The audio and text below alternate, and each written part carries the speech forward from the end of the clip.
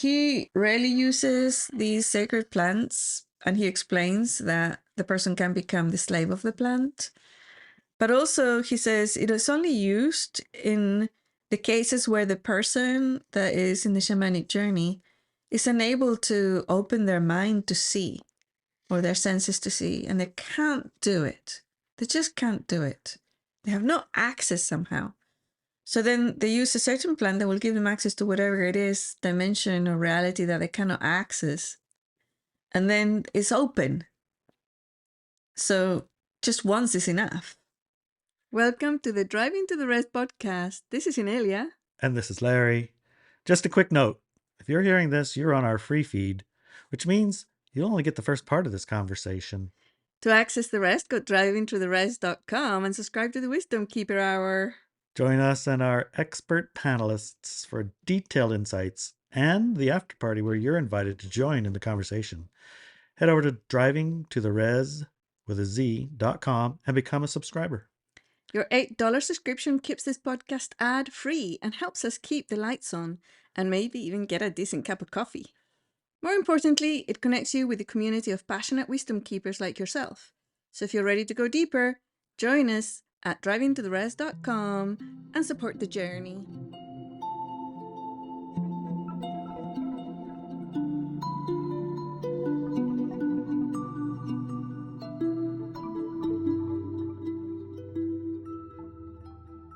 And here we are. With our next episode. It's quite interesting, isn't it? Yeah, this one is a little bit like a challenge to get out for some reason. Yeah. Some of them are harder than others. This one is a little bit more challenging, and it's about plant medicines, right? Mm-hmm. And I like the term plant medicines. Yeah, I call them sacred plants myself, but I've known that a lot of people in the United States and other places call it plant medicine. Right, but that term gets used even if you're using medicine for, recreational purposes. Somehow, if you call it medicine, it's okay. Oh, okay. Yeah. Yeah, that's kind of how they get the, pain medicine, right? Mm-hmm. Right. It's medicine. It's good for you. It's good for you. Anyways, we that's a different topic. This one is about Iboga or Iboga. We haven't got a clue how to pronounce it actually, but it's one of those. I'm pretty sure Iboga. It starts with an I. Yeah. It doesn't start with an E. Yeah, but it comes from Africa, so. Iboga. Could be. I wonder what. Yeah, that's a good question.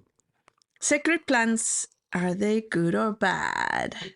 That's the title of the article. How nice that they can be good, or they could be bad, right? And what they got to go into one of these pots. It's the bad pot. Or is it the good pot? Which one is it? Yes. So clearly there's a lot of nuance to this question. It's good for some things, maybe good for other things, maybe bad for some things, maybe bad for other things. Yeah. Maybe good for some people, maybe bad for some people. Is it? Yeah. So one of the things that I've noticed throughout my life, having investigated some of these sacred plants, is that there's a piece of information that's actually quite relevant, and you can find it in a documentary called Humano. Very, very, very good. Very good. N-O, I think, Humano. Yeah, Larry pronounces it Humano or something. Humano. It's like human. Yeah. And, with an O at the end. Human with no H at the front. With an H, yeah. No H. Yeah, it's if you want to Google it, you have to put an H on it. Humano? Yeah. Okay, Humano. And what the shaman there says is that you're going to be with a sacred plant that serves humanity, or you will become its slave. Right? Well, he doesn't say it exactly like that. How does he say it? Well, you don't want to become the slave of the plant. Yeah. Right? Yeah. And you become the slave of the plant by using it too many times. Yeah. And then you can't live life without it. Right. All right. So that's where it becomes bad. Yeah. That's what I was mentioning it then, because you were talking about what is bad and what is good and whatever, right? It's always bad to become the slave of something. Yeah. So is the plant bad, or is it the fact that you became a slave of it from overusing it bad, right? Right. There are certain things on the planet that I would call bad because we're living in a light dark paradigm. And when you ingest these things, you become possessed by demons. That couldn't qualify as bad. That can qualify as bad. Like alcohol, that's bad. Yeah. So from that perspective, when I say demon, it's a very low frequency, negative and destructive entity. Right. All right, so let's read a little bit of this article and then we'll see what we want to talk about. Okay. The journey of the shaman, and yes, I'm using this word in the modern sense of native people's wisdom keepers, sometimes involve the use of a sacred plant. In the past few months, the Iboga plant made an appearance in our community, so much so that Larry has researched the plant with the possibility of joining a ceremony. Finding a place has been quite an adventure spanning the globe from Africa to Portugal, Canada, and Mexico. The plant itself remarked to Larry and I that it's a journey out of Africa, specifically from the medicine bags of the Pygmy, was intended to assist people through the time we are now, specifically shifting consciousness from light-dark to light, and that the secrecy it was kept and carried it forward to now is full power undiluted. Yeah, you went pretty fast. So there's a lot of information. Finding a place, right? Yeah. Finding a place was the first question. It's like finding the plant was the first thing. The plant has been, this is actually a root, and it's the bark off of a root, I believe, powdered. This had been my intention for a decade or more, because on our Indian reservation, there were a lot of people who had gone to the free medical doctor, and the medical doctors were told that they have a new painkiller? No, a new vital sign, right? You have your blood pressure, you have your respiration rate, you have your heart rate, you have these vital signs that they always take you at the nurse, and they have a new vital sign. It's called, what is your level of pain? Yeah. And pain was something that needed to be treated with a new medicine. They have especially non-addictive medicine called Oxycontin, right? It was unique among all painkillers in that it doesn't matter how much you give it to people, they never get addicted. That was the line, right? That was what they told the doctors and the nurses and everyone else. And then, of course, they had the power to introduce a brand new vital sign and make literally every doctor and nurse use it as one of the things they need to entry things that they got to treat, and it's required to treat. You can't just ignore it. So on our village, it turned out there was a lot of people in a lot of pain. And the pain wasn't just physical. It was mental. And pretty soon it was giant trauma throughout the village. I mean, it was big, absurd. It got to the point someone even stuck their hand in a winch to cut their fingers off on the hopes that they would have a very long supply of it, Oh, I see what you're saying. Okay. Right. So it was generating pain, and it definitely was addictive, and it had a huge effect on the village. And one of the unique qualities of Iboga was that someone who has an addiction to opiates, heroin, Oxycontin, even though it's non-addictive, obviously they were lying, that's completely addictive because it's synthetic heroin. All of those things, if they take a Iboga ceremony, and it doesn't have to even be a ceremony, it can be ibogaine. Ibogaine is the extract, one of the psychoactive. Anyway, they take that. A good percentage, very high. I don't know the exact number, but it's somewhere in the 80s, 90s even. It's a very, very high percentage of the people stop having the addiction, compulsion to have whatever it is that they were compelled to have. The addictions vanishes. And the best part of the story is they don't have a withdrawal. Wow. Which is usually the reason that most addicts of that say they don't want to quit because the withdrawal is so terrible. Yeah. Anyway, it had been in my attention at that time because I had researched for our village what it was that could help this problem. And that was the most obvious solution to me.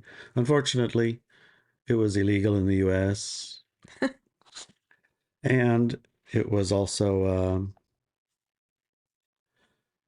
like it's plant medicine like ayahuasca or Iboga or San Pedro or these things have a charge around them. It's like you can't use drugs to cure drugs or something like that, right? Okay. Even though they use drugs to cure drugs, they use methadone, right? Yeah. It has something about it. Well, it doesn't cure it, but... So, long story short, I'm getting a little bit long-winded on this. After all that effort of looking into it, it turned out not to be time for that plant because the tribe wasn't interested. I mean, there were individuals who were, but as a tribal entity treating drug addictions, it didn't seem to like budge the needle, just not interested. So it went to the back of my mind, and sometime recently, it popped in again.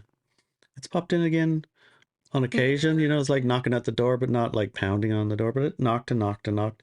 There was a Joe Rogan episode with the ex-governor of Texas, who is as anti-drug as you get. And he's like, I thought I should say, you know, the last person on the planet that would be tooting the possibilities of a drug like this. An illegal drug has got potential to help millions of people. In this case, it was PTSD veterans coming back from war that are mentally destroyed and, of course, traumatized. He was touting and creating a program to help get vets those treatments using Iboga because they gave their life back to them. Right. They reset their brain to the state it was before they had these traumas or before you had these addictions. So it's kind of like pretty much a miracle, but it's also part of what makes it very interesting, right? So these knocks at the door kept coming in. So one time, finally, we just sort of opened the door and said, okay, so let's have a look at it. Let's have a look. When we went to have a look, it's still illegal in the US. It is? I didn't know that. Yeah, you have to go to Canada or the Rogan show. They were going to Mexico. There's quite a few clinics there. There's ones in Europe. We looked for one in Europe because Portugal. We like Europe. We were going to look at Portugal. One of our friends was going to Portugal. So we're like, what's in Portugal? And there's an Iboga clinic there. And of course, Africa and Gabon and the villages there. There's a real authentic kind of like you go to Africa and you go to the village and you're not paying for a ceremony. You're giving money to the village and they've invited you to a ceremony. And they're having a ceremony in Africa style, you know? Yeah. And there are many different varieties of that ceremony. It's not all just like one thing. Right. And that's the interesting part that started to come when we started connecting with Iboga as a possibility. It's like for some, it's a solution to an addiction. Yeah. For some, solution for PTSD. Yeah. And for some, it's a way to supercharge and expand your awareness in a meditation. Enlightenment, yeah. Okay. So that was what I wanted to get in there. So when you're shifting your consciousness from light, dark to light, part of the struggle people come up against is they're not aware of what's the dark part of their light dark. Or even if they are aware, it sort of like holds itself in an unconscious level to continue its, right? Yeah. It's almost like you're having addiction to the dark. Yes. Yes. Okay. Yeah. Many current voices we listen to have had direct experiences of a pretty remarkable transformation, a real choice point that makes a big shift in their lives, from mind littered with negative low-frequency limitations such as addictions and traumas held as PTSD, to a life free of a burden of packing these around. A week or so, in some cases a month, of prep ceremony and after integration, and many report a return to the state of mind they existed in before the traumas or addictions took over their lives. The one they were born as.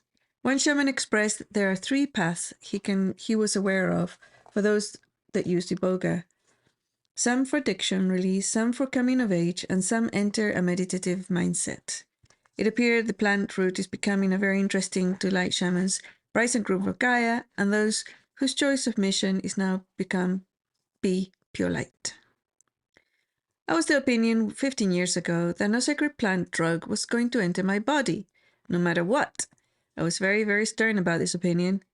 One day I woke up to the vision of an ancestor, a machi, an old lady with no teeth, looking at me saying, mushrooms. So, why do you think you had a autopilot reaction to what we would call drugs? well, a couple Because of I have the things. same thing for heroin. I don't know why, but A couple of things. One of them was that even though I was initiated as a machi, which is one of these shamans, wisdom keepers from the Mapuche tribe, I was initiated twice actually by two shamans. One at 7 and one when I was in my early 30s. I didn't have any training with them. It was a one-day thing, and then I left. Even though one of them, when I was in my 30s, did invite me to come back and become their apprentice, I didn't take that opportunity, unfortunately. So I had no concept of how these sacred plants could be used in a positive way.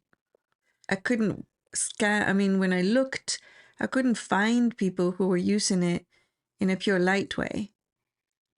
And I wasn't going to take the risk of it allowing an entry to the negative entities. yeah, I could see.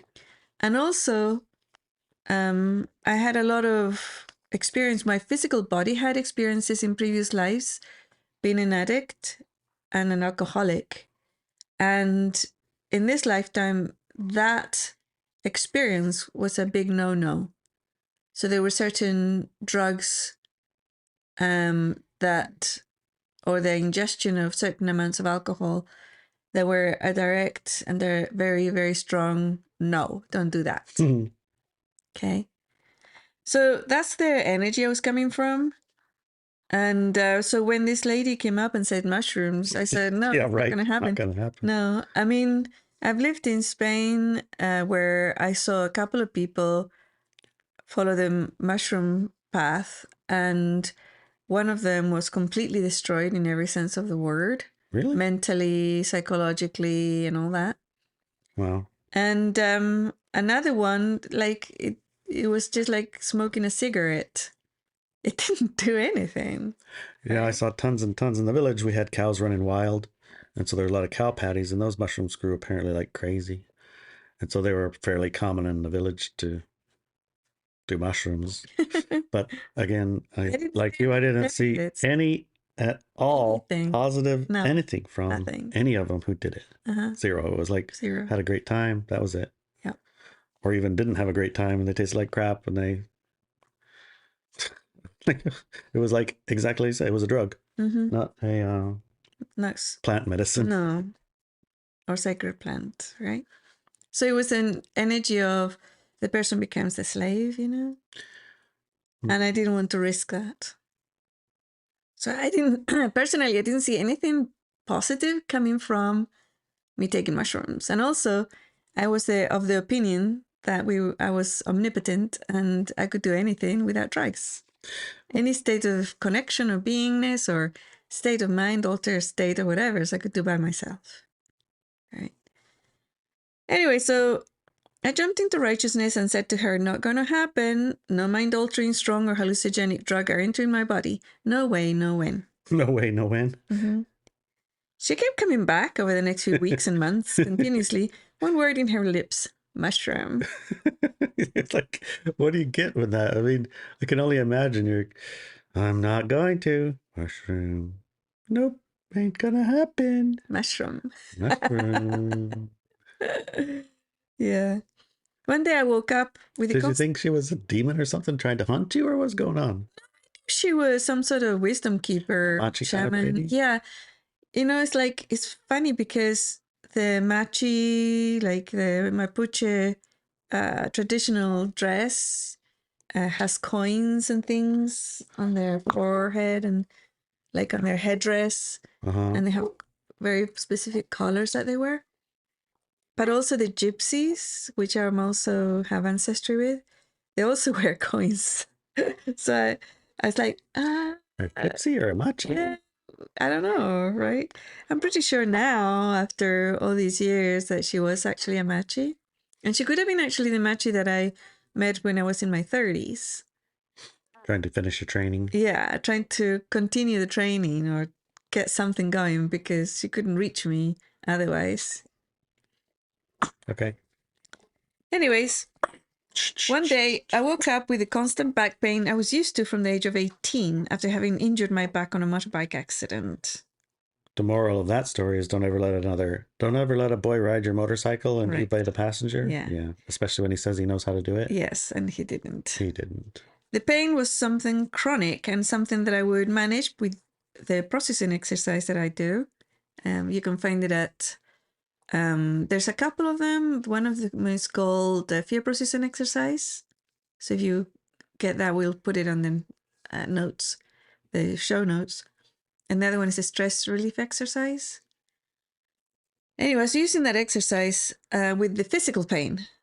And it never went away, but most days it became less intense in the morning after processing, so I could get on with my day. It was always there, but it was less. I was able to walk and do all my things. That day, however, the pain did not lessen, it became intensified. By 4 in the afternoon, it was so bad, I felt my body going into shock. I called my husband at the time, and I told him I needed to go to the hospital. Knowing how I felt about doctors and hospital, he knew it was serious. He rushed home and rushed me to the emergency room. I got there as the ER shift was changing, and half a dozen nurses saw me through the car window and ran over. I don't know what I looked like, but they ran over. They put me in a gurney and ran me all the way to the back where the most injured people are seen. I was treated for shock and then seen by a doctor.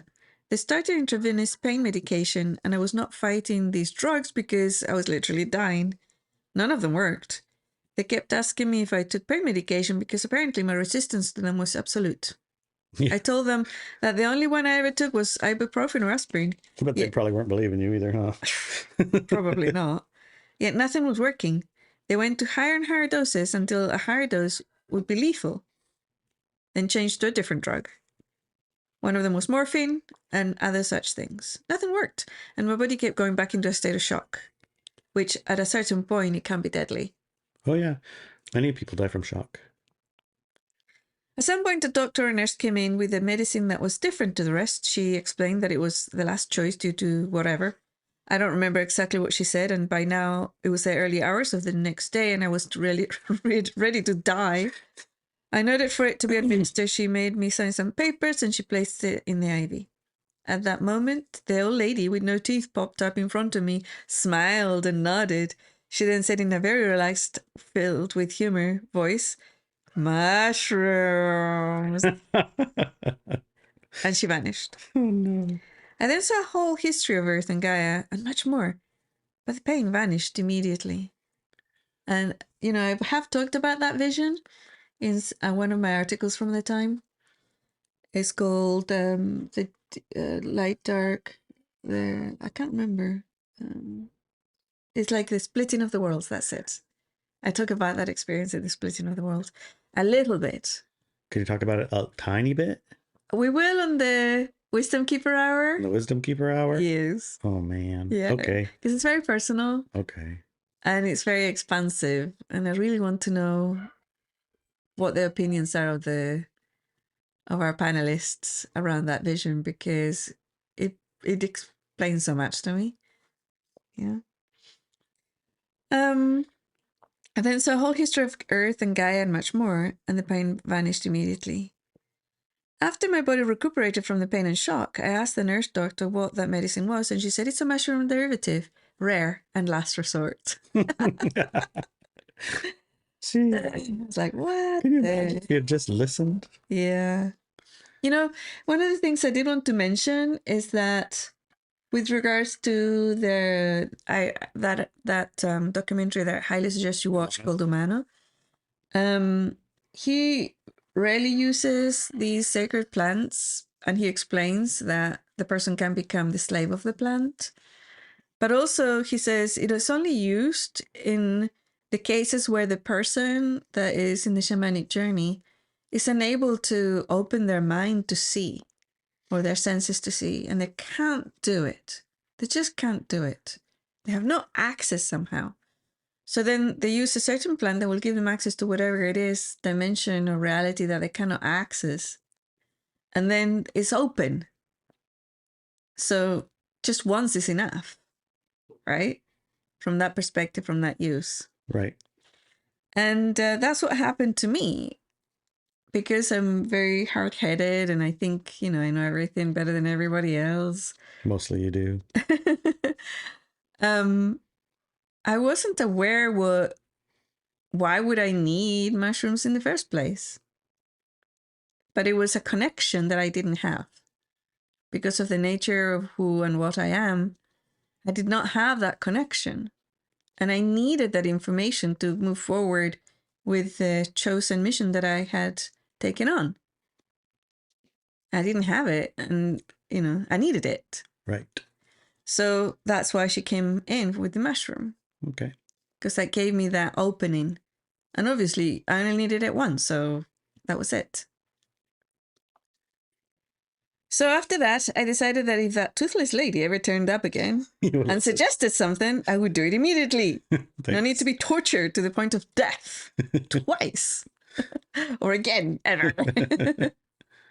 Some years later, and I think it was about 5, I can't remember how many years later, but it was some years later. She came back and said, ayahuasca. Oh, no. And I'm like, no. I immediately says, yes, ma'am. Yes, ma'am. You don't even know what ayahuasca is, No. did you? I then researched for a few months, connected with the plant, got the ingredients. Yeah, I had to, I heard the word. It was very clear. So I started using the search engines on the internet. Trying to figure out what the spelling was, I bet. Yes, trying to figure out what the spelling was. So I spelled it in one way, and then sacred plant, and I didn't even do sacred, but I didn't know what it was. So it's just searched different ones, and then one of the searches came up with those fixes your spelling. Yeah. And then it says sacred plant of the blah, blah, blah, blah, blah. And I go ding, ding, ding, ding. That's got to be it. So, okay. Yeah. So I tested it. I contacted with it, and I said, yeah, that's the one. Right. Gosh. I can't imagine. Well, most, not you naturally, but most people, when they get that ping, go to ayahuasca, they go find someone to prepare for them in a good location. I tried that. Yeah. I did. I searched for people who would do the ceremony and everything. I scanned them at an energetic level, and I got no with all of them. I scanned the planet after that to see if there was a provider or shaman that could help me do it, and I got a no. Oh. So I had to do it myself. That's a very impressive feat. So I searched it for a few months, connected with the plant, got the ingredients, prepared it, and did ceremony. Got my body ready and took the sacred plant. We will talk about my experience of the ceremony with the wisdom keepers also, because again, it's very personal, and the whole journey was personal also. So we will do that on the second hour. But yeah, so I know with ayahuasca, it's a process to make it. I mean, you can just go buy ayahuasca and then take it. It's no, you go get it. You get the ingredients. Do something with it. You have to mix it with something. You have to boil it to make some black stuff. And you have to sting at it for a long time. Ayahuasca is actually the 2 plants, not 1. Yeah. That you have to mix in the right combination, ratio. Yeah. You have to mix it with the right ratio at a certain preparation method, and then yeah. And just like when you're preparing food, you have different ingredients. And if you're feeling really nasty or angry at the time, your food is not going to taste good. Right? When you serve it, it's going to be bleh. Yeah. Or if you're completely disconnected, you're going to burn it and whatever's, If you're not connected with that moment and those ingredients, often it comes back and it's lifeless. There has no life force in it or anything. It's like eating cardboard. And the same way, when you're doing something like this, especially with something so powerful, you have to be really diligent about the energies that you have, while you're preparing each step of it, each step. And each step, I mean, I can share part of it. For example, when I was reading all about the people's experiences, and they were saying, yeah, like there's 20 people in the room and they're all puking and blah, blah, blah. And I'm like, no, that doesn't sound right to me. I don't like puke. So if it's going to puke like that, then I don't know if I'm going to do this. And then immediately the information came in that there's a special diet that you can do for a week before. And I can't remember if it's like only protein, or you have to take away protein, you have to take away fat, or you have to take away carbs. I can't remember which one it was. I mean, we could research it and look it up again. But if you did that, then you wouldn't puke, right? So it's like, so I did that. So that was very supportive of my own personal thing. Yeah. All the information would come in, and then I would start researching on the internet. And then sure enough, that information would come in as genuine and connected to the plant. So it's like, I was pretty happy about my connection with it. And again, I'm going to share what happened and the experience I had with the panelists on Wisdom Keeper Hour, because it's personal. And at a global level, again, he gave me a level of understanding that I didn't have with regards to the mission I adopted. So with Iboga, what is that? There was no shaman, toothless shaman lady come and tell you about Iboga, huh? No. It came in through you, actually, the plant energy. And we started looking at it together. When I was looking at it, and because I do come from a lineage of shamans, and I integrated two different matching lineages myself, it was like, it wasn't hard for me to connect with that plant, even though it was from a different continent. Like a continent that you don't even have on as one of my charges. No, I'm not responsible for Africa. When I was looking at the different peoples of the planet and which ones I would be responsible to deliver the message of empowerment for, it was the Americas and Europe and part of the Asian countries. But Africa was not even there, and Australia wasn't. Well, yeah, Australia was actually. But there was a couple of areas that I was not in, right? Oh, they were not my responsibility. And one of them was definitely Africa. Other people were dealing with Africa. Why? I don't know. I've never been curious to look at why. So even though that continent was not accessible to me, or I couldn't say that it wasn't part of my job, I was able to connect with the plant because I was very curious about things. I mean, one of the things I was curious about, because I'm learning to be curious, was if this plant is so amazing and can heal people and help people out of addiction and help people move into a more high frequency paradigm and in themselves and everything. And it was held by the Pygmies, as you said.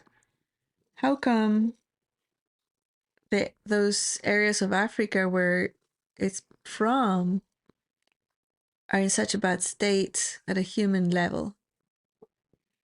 Right? Crime, drug addictions, fat mafias. Yeah, that's a good question. It's same as like some of the, like India. India again, one of the, or some, or where's the Buddha ones in Himalayas? China and the Himalayas, and it's a curious thing, isn't it? Yeah, even if you talk about ayahuasca, it's like the jungles, and the cities, and the cities in the Americas, Central and South America, in a bad state, man. It's really bad. And we're the Yamano guys. Is that the ones with the thread that goes all the way from the mountains down? Which one's that? That's the mamas. The mamas, right, right. Yeah.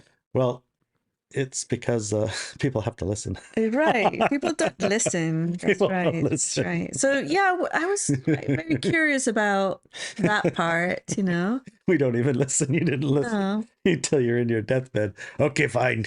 Give it to me if I don't know what it is. But it's like with regards to the Iboga, Yeah. I just, it was one of my curiosity questions, and what I found out was that it does have allies within those places that made it persist through time, so that when this time came, it was going to be available around the world. In full potency. Yeah. And the job that it served to continue and keep it, in the pygmies' pocket, right, was to make And them capable of existing where they did, yeah. even though they're this little. Yeah. And they're still not part of our society, or Right. I mean, I've seen the only real photographs I saw when I was in school in England was from the, like, I don't know, 20s maybe, photographs whenever they invented photography. Yeah, maybe 1800s. And these individuals were very, very tiny, very small. And I remember this couple of English guys and then all these little people around them. And they were really happy, smiling. And then after that, all the other photographs are people who are like maybe 4 foot tall, really short people, but not really pygmies, right? And I searched the other day to see the photograph that I saw in school. I couldn't find it. I found one that was similar but more modern, probably from the 40s. And even then, the people were not from the original photograph. Those are really small people. And the history that I learned in school was that the British discovered, because they discovered things, right? The pygmies. And they made friends with them. And they hang out for 3 days or a few days. And then one day they wake up and they're gone. The pygmies are gone, right? They probably had a conversation with their plant medicine and said, guys, Leave. skedaddle. Yeah. And they left. And they told people that were from Africa, where did the pygmies go? And they said they went back to the forest and then we're not going to be able to see them again, right? This is well, that's not possible because they really wanted to take some of them back to England and show them off. And yeah, like they usually do. Things, yeah. Like, let's go see the circus. And, and go meet the queen. And civilize them. Whatever. To give them the Bible. Yeah. But they were gone. And after that, they were never seen again, even though there wasn't much. I mean, some of the forests were cut down and the areas were like destroyed in this war. And with the tall Africans, they were into, by then, and they were into slavery and fighting each other and all the nasty stuff already, even before the British arrived or even the Europeans arrived. And but these pygmies, they're like the energies that the British were talking about was like, it was like being with children. They were so innocent and beautiful and nice and good, And then they were gone. And you said, oh no, there's lots of photos of pygmies on the internet. And I looked, there isn't that many. Couldn't find them? But also the ones that they're showing, it's not the same as... pygmies, they're just short people? Short people, yeah. Huh. And I remember when I was in Ecuador, I went to one of the Native American villages, and the grown men were coming up to my shoulder, and I'm only 5'2". So were they 4'8", 4'9", or whatever? And they're not pygmies, they're just short people. Well, smaller people. Well, like there are a lot of Guatemalans in our area now. Mm-hmm. And when we go to Forks, we go to the grocery store, they're dressed in their Guatemalan clothes. Uh-huh. And they're all half the size of everyone else. Yeah. It's quite interesting. Yeah. Yeah, it's like that, right? But the pygmies are half the size of those. Yes. Okay. Yeah. So smaller than even. So somehow they decided, and if it came from their medicine bags, they decided to go back into the jungle and hide themselves, right? Yeah. So that's the energy that I received from the plant. It made sure, by staying hidden, and maybe from sacred rituals only, right? So that it wouldn't get destroyed. It wouldn't get polluted or destroyed. It's same as with the people. In the light dark paradigm, they stepped out of the light dark and just went back into the light, basically, but staying with their physical presence here on the earth. I see. And then now it's a time when we are in a split, and we are going back to just light for those who chose it. So now it's making itself available so it can be a tool to that end. That's what I saw. That's what I perceived. I'm going to give it a go, and I'll report back. Larry's going to have a go. If that's what happens. My plan is to use your meditations in conjunction with it. So won't be using, because a lot of, in my research, right, all of the different places had a whole bunch of different ideas of what they're going to do with this, all the way from everybody get up and dance all night in the smoky jungle, chanting and bang bang drums and singing Indian songs. Like, didn't really want to join the village in India. In Africa. Indian songs in Africa. And, yeah, it's like not my, what's the word? Cup of tea. I don't object to it, but I don't want to be, I guess, initiated into that. I guess that makes sense. Yeah, it's not part of your, not part of my reality or frequency. Lineage, yeah. Right. So that would be just tourism. I don't really want to go be African tourism that way. I don't really want to go where that's, all about how to get you off of heroin. And, you're focused on those type of counselings and sessions and purpose, and it's clinical with the EKG on you and check your blood pressure every hour, and it's more like a went to a clinic. And then I did see some that were, I looked like kind of like attempts for lack of a better word, new agey earth muffin. Doesn't really know a lot, but you could get a hold of the medicine and can sing some crystal tunes, and those, that could be entertaining, but it felt more like festival culture than serious light paradigm selection. Yeah. So I think that the meditations that you brought in and the tools that you have used in conjunction might be a pretty potent experience. So I'll give that a try. Yeah. What I want to really hear, though, is what your experiences were with mushrooms and ayahuasca. So tune in to our second hour. Our second part was a Keeper show. Wisdom Keeper, yes. If you don't hear it starting like right now, then you're not on it. Go to drivingtotherest.com and pay those $8 a month. $8 gives you access to all amazing stuff, 200 shows. Every one of them is its own little mini class and some expansion of awareness. 300? I don't know, a lot. Right. Yeah.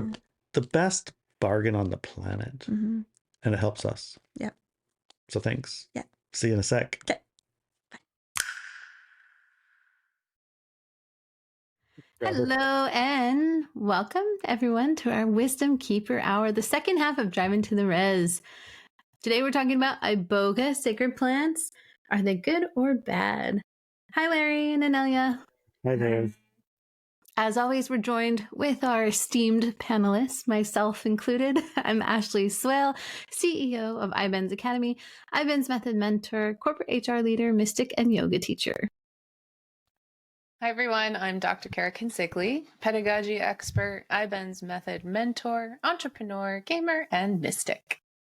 Hey everyone, I'm Fred Guerin, aerospace engineer, pilot, dancer, past life regressionist, healer, and student of the occult.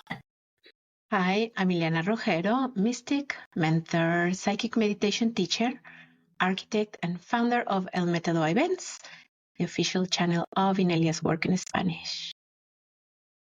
Fantastic.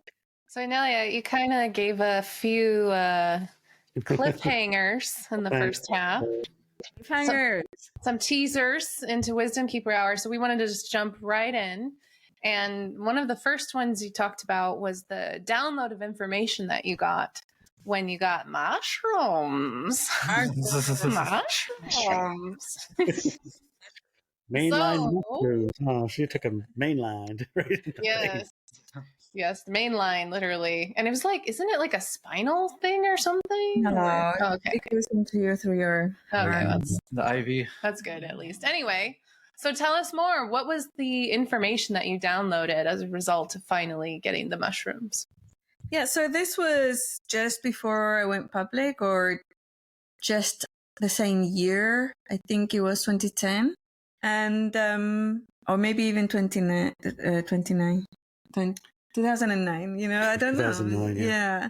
It's one of those times. I can't exactly remember, but the article does mention when it actually was, the previous article. And I had like a couple of question marks. One of them was when I first started feeling Gaia returning, like the power of Gaia, the high frequency natural energy of Gaia returning. And that was around the year 2003, maybe. And I felt really angry because I understood the energy of abandonment that most people suffer from on the planet, because it was such a big energy that left us. So I was very angry at Gaia, and I couldn't understand why that had happened. I just didn't know, or how it was carried out, or why, or anything. And the other part was I couldn't understand how the light dark paradigm began, whenever it was, 4,000 years ago, or maybe 12,000 years ago, or maybe 40 years ago. I don't know. But it feels like a long time. Join us for the rest of this conversation at driveintotheres.com. And when you go to driveintotheres.com and you join in the rest of the show, rest of the second hour, you also get to join in the after party. 9 o'clock on Fridays, we all get together, including you.